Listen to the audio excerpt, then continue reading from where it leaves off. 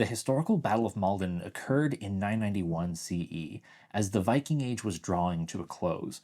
A host of Scandinavian raiders landed on the shores of Essex in England near the town of Maldon, where they were met by a levy of English defenders led by Ealdorman Byrhtnoth. This event is recorded in the Anglo-Saxon Chronicle, but by a significant margin, the poem, also called the Battle of Maldon, is the fullest, most detailed, and earliest account of the battle. But even as a work of literature, the Battle of Maldon is spectacular.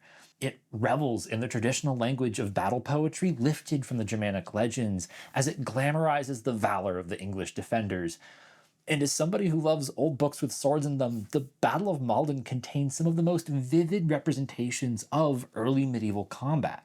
So hi, I'm Dr. Gavin Davis, and in this video, I want to introduce you to a lesser-known gem of medieval literature that rarely makes it into English syllabi, at least in the US. Now, this poem's blend of literature and history has a lot to offer, and I have several videos I'm working on.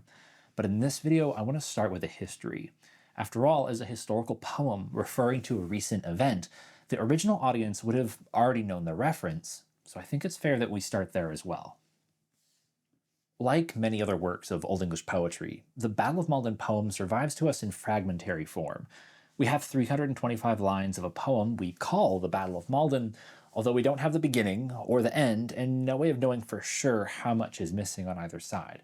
Still, if we give the poem a reasonable degree of the benefit of the doubt and corroborate what it tells us with the other accounts we have access to, we can just about make out what happened at Maldon in 991. As I mentioned, this battle occurred towards the end of the Viking Age. We'll get into the broader historical context a bit later. According to the Anglo-Saxon Chronicle, a sizable Scandinavian war host landed on the southeastern coast of England and began raiding towns from Folkestone up to Sandwich. The Chronicle says it was a host of 93 ships, and if this is true, this force was no joke, notably larger than any of the scattered raids that had happened in recent memory. When this fleet begins sailing up the River Blackwater, about 30 miles from London towards the town of Maldon, an old ealdorman named Byrhtnoth musters the local English defense and rides out to meet the Vikings on the beaches. The poem fragment picks up the action as Byrhtnoth arranges his men into battle formation. Now, from what I've seen, the particulars of battle tactics rarely make it into medieval narratives.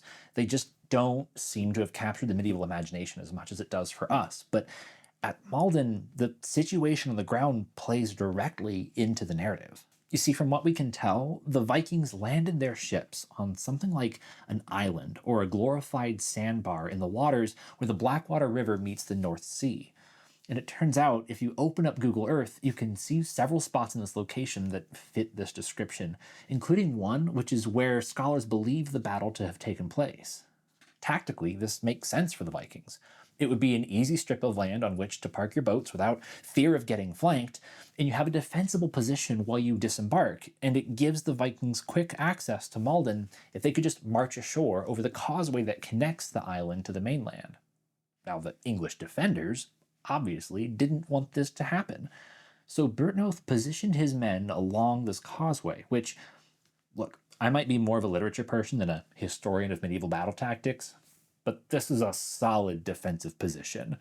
When the tide was in, the two armies were effectively separated.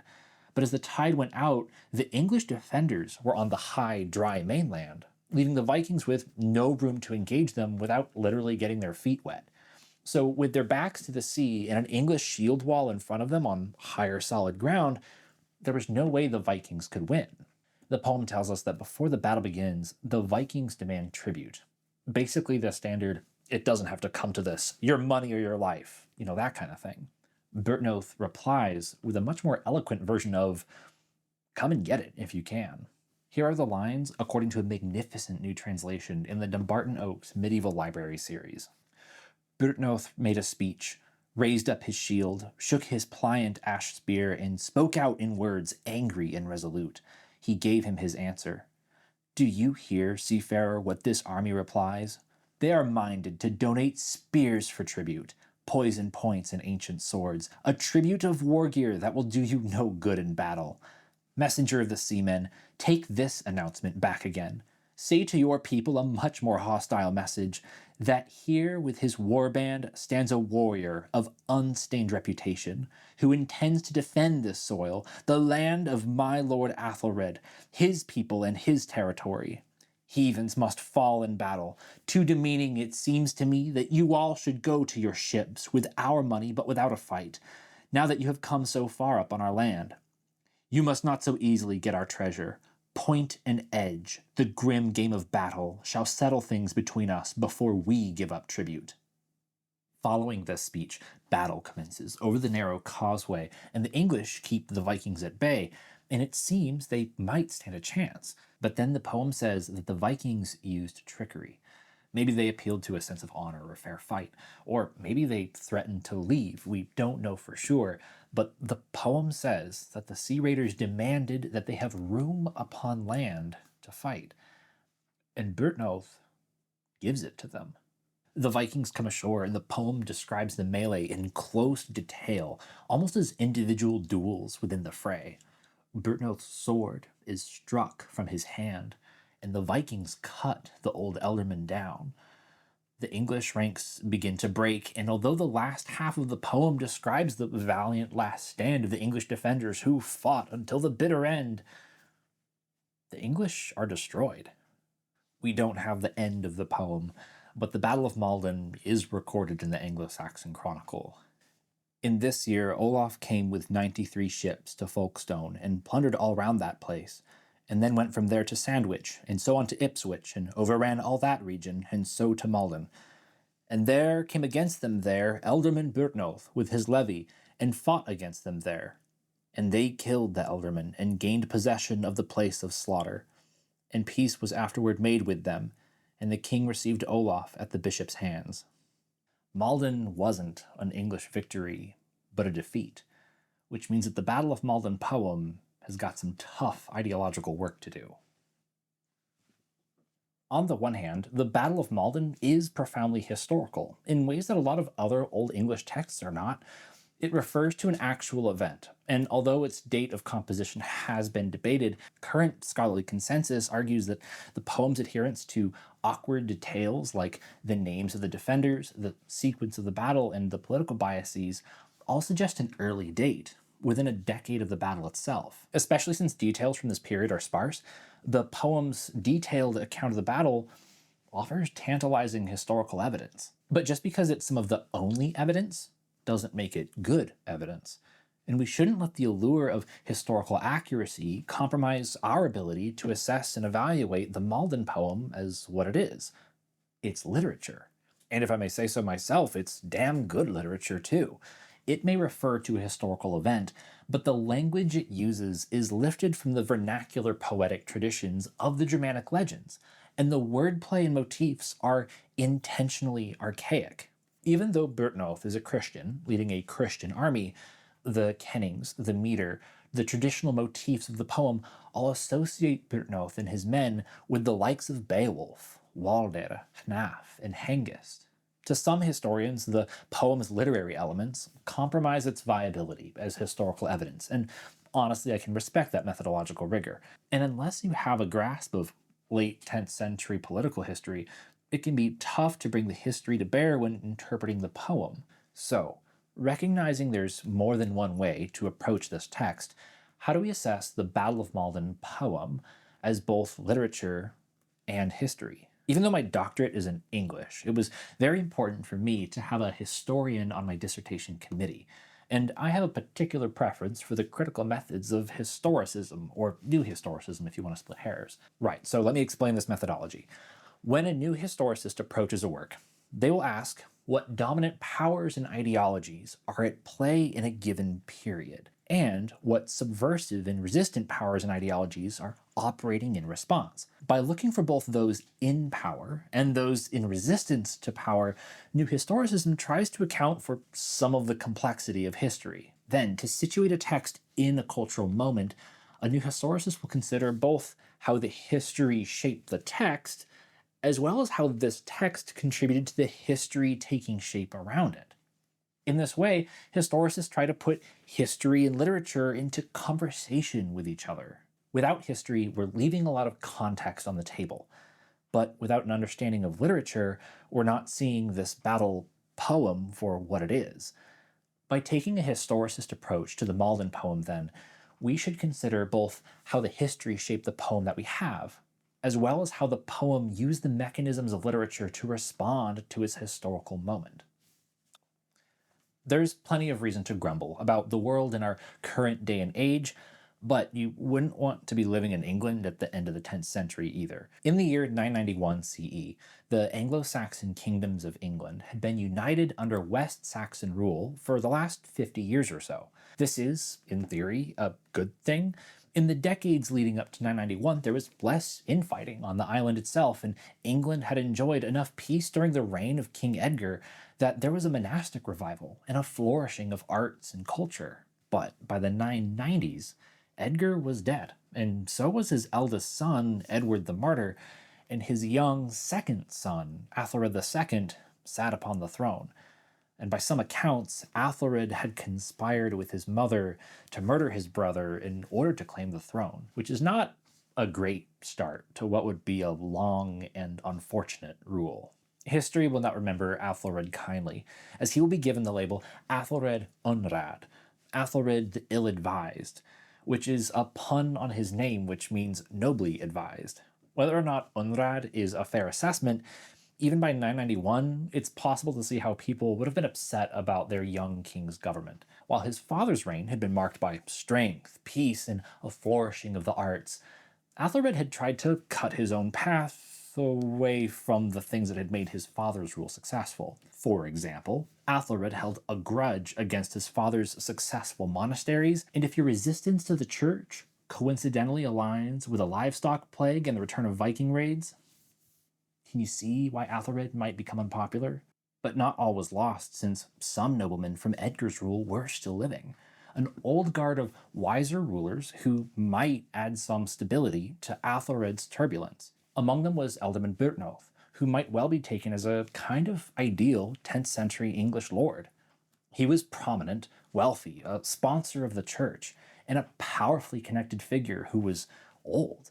He had served as ealdorman since even the days of Athelred's grandfather. So when Byrhtnoth rode out to meet the Vikings in 991, he wasn't just a random lord who was conveniently nearby. No, he was one of the most powerful men in England, and an icon of sovereignty, stability, and cultural flourishing, which makes Byrhtnoth's death at Maldon all the more tragic, since it would have felt like a member of the Old Order coming to a violent end. If that's the situation on the ground at the time of the battle, what about the aftermath and the years after? After all, that's when this story would have been being read. Remember all that smack talk about paying tribute that Byrhtnoth exchanged with the Vikings? Well, following Maldon, the English have to start paying tribute to buy off the Viking attacks, and this would work for a few years until Vikings would come back and raid some more and demand even more money as tribute. Famines, raids, and wars would continue to plague England under Athelred, and in 1002, Athelred responded to what he thought was an attempt on his life by calling for the genocide of Danes in England. The following year, Svein Forkbeard launched even greater invasions against England, possibly as retaliation. About this time, Archbishop Wulfstan wrote the famous Sermo Lupi ad Anglos, in which he said, Leofin men, ye knoweth that soth is. Theros worlde is an ofste, on hit nearlet thum end. Beloved men, know what truth is. This world is in haste, and it nears the end. And by 1017, both Athelred and his son would be dead, and a Dane, Canute the Great, would rule England. So if a historicist looks at who is in power and how that power is being challenged, this period from 991 to 1017 is a period of political turnover and national catastrophe. Imagine reading this poem in the mid-990s, when the defeat at Maldon was recent and the payments to the Vikings were just beginning to go out. Imagine the despair and anxiety that would come from hoping the payments would work and that history wouldn't repeat itself. Imagine reading this poem in the later years of Athelred's reign, when the death of Byrhtnoth would have been not a recent event, but a turning point. Not the end, but the beginning of England's spiral towards yet another conquest. So, how does the Maldon poem reckon with this? If you had to memorialize a defeat, how would you go about it? Would you depict your side as the noble defenders? Would you glorify your leader or vilify the leadership that got you into this mess? And what do you do with the awkward facts of the battle itself? Because no matter how brave and skilled and pious your side is, they still lost. Some scholars have called Maldon an indictment of Byrhtnoth and the English defenders. After all, they all die in battle and don't seem to accomplish anything by it. And Byrhtnoth's devastating tactical choice to allow the Vikings on land is associated by the poem with his hubris. Such a reading seems a little short-sighted to me. Byrhtnoth and the English had to try to defend Maldon, and the remaining two-thirds of the poem after the death of Byrhtnoth are clearly celebratory of the speeches and actions of those who sought a last stand beside their lord's slain body. Because of this, other readers have interpreted this poem as a perfect embodiment of the northern heroic spirit, and its glamorization of the doomed noble warrior does seem to align with the traditional martial culture of the Germanic legends. Once Byrhtnoth dies, about a third of the way into the poem, the remaining lines treat with the final moments of named characters, individuals that scholars have linked with historical people. The poem uses the traditional model of the doomed warrior to glamorize the final speeches and deeds of these historical figures.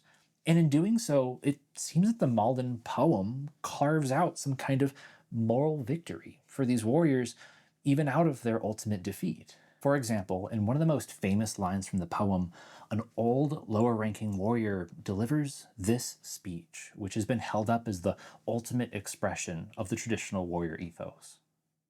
Hi eisiau the heldra, herteth the kenre, mod shall the mareth the urmaier lidlath. Herlith ura elder, all fra hewan, God on greote. A magnornian, sethe nu from this wigpleon wend on thencheth.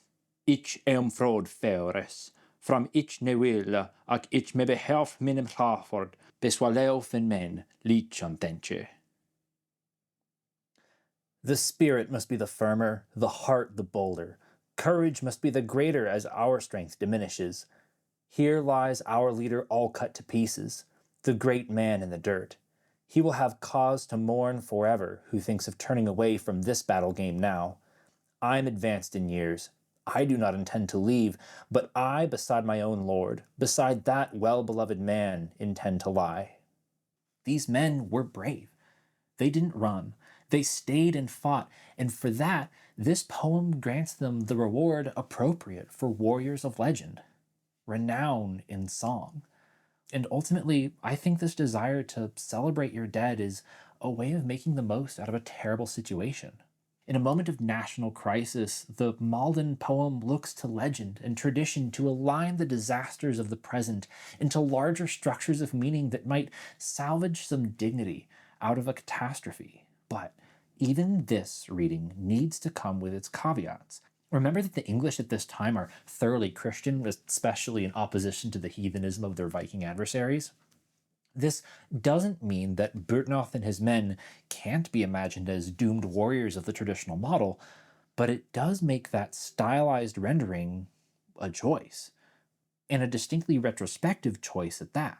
And I think this traditional, nostalgic style is the key to understanding the very careful ideological work the Maldon poem is trying to do, as it seeks to both commemorate the deaths of the English defenders while navigating the tough situation England was in right around the year 1000.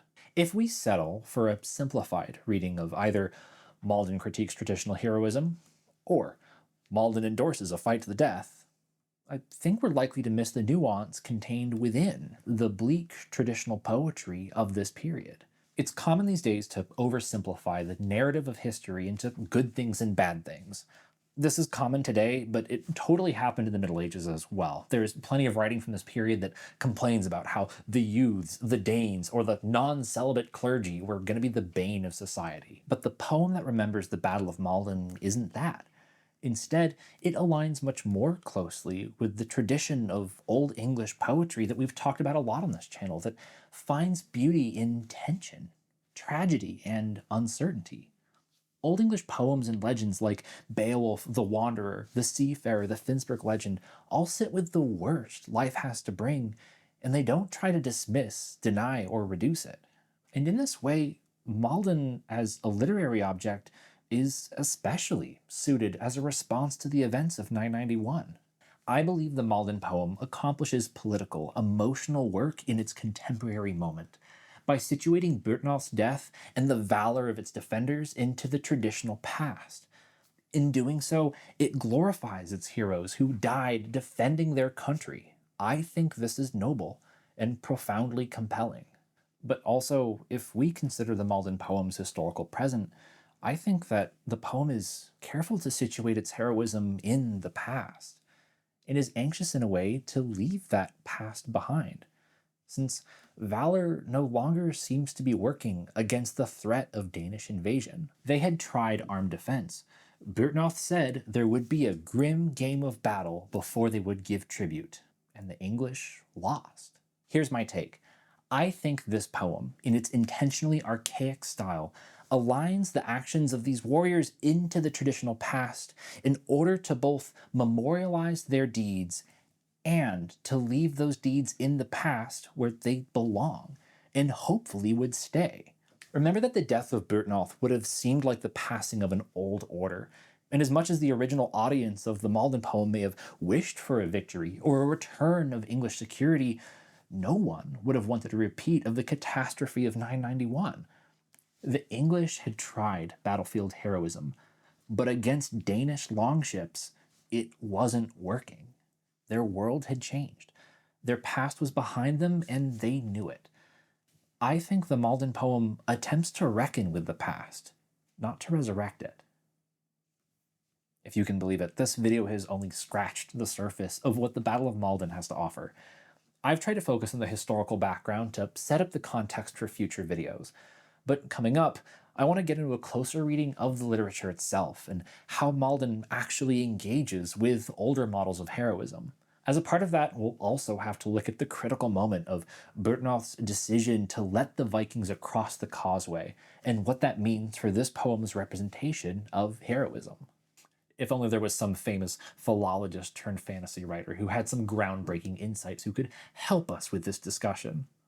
And of course, at some point, I'll cover good book editions of Maldon if you're interested in grabbing it for yourself.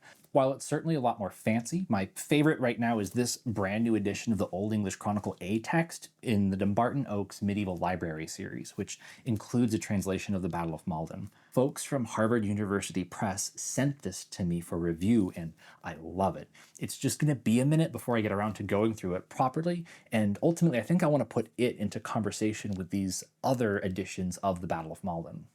Finally, if you like what I'm doing here and want to help support public-facing education on old books with swords in them, I've recently published a bio video so you can learn who I am and what I'm doing here. And I've also launched a Patreon where you can be a part of keeping this production running for $3 a month. This Patreon doesn't grant any special benefits. It's literally just for those who want to help keep the lights on in this place and give me a stable source of income, since making these videos is my full-time job. If this content is valuable to you and you can swing the price of a monthly cup of coffee, I'd be tremendously grateful if you'd consider supporting me on Patreon. And even if not, I'm still glad you're here. This channel is for everyone.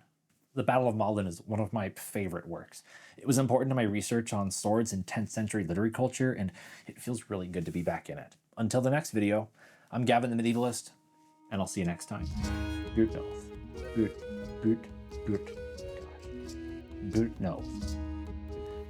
Okay. So for you linguistics people out there, the Y in Old English, we don't really have that sound as much anymore in modern English. It's like the to like in French or something like that. So Byrt, and then there's an R, T, then N-O-T-H, but I think it's a long O, which means it's like N-Noth, Byrhtnoth, Byrhtnoth. And my whole rest of my life, I've said Byrhtnoth, which is not right, I don't think. So Byrhtnoth, somewhere in between. There you go, fun facts.